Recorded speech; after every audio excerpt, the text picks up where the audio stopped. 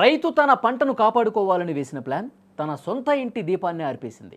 అడవి పందుల కోసం అమర్చిన విద్యుత్ కంచె పసి ప్రాణాలను బలితీసుకుంది. రంగారెడ్డి జిల్లా చేవెళ్ల మండలంలో జరిగిన ఈ ఘటన బాధ కలిగిస్తోంది.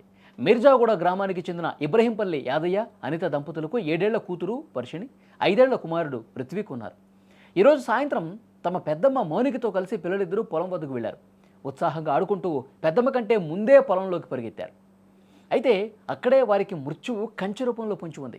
అడవి పందుల నుంచి మొక్కజొన్న పంటను కాపాడుకునేందుకు వారి పెదనాన్న మల్లేష్ పొలం చుట్టూ విద్యుత్ కంచె ఏర్పాటు చేశాడు.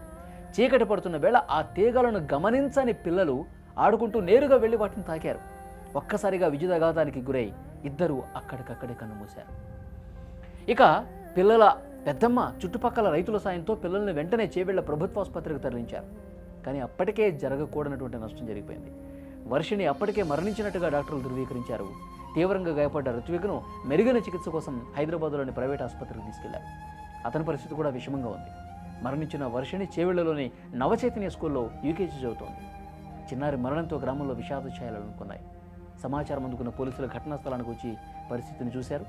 విద్యుత్ కంచె వేయటంపై కేసు నమోదు చేసి దర్యాప్తు కూడా చేస్తా ఉన్నారు.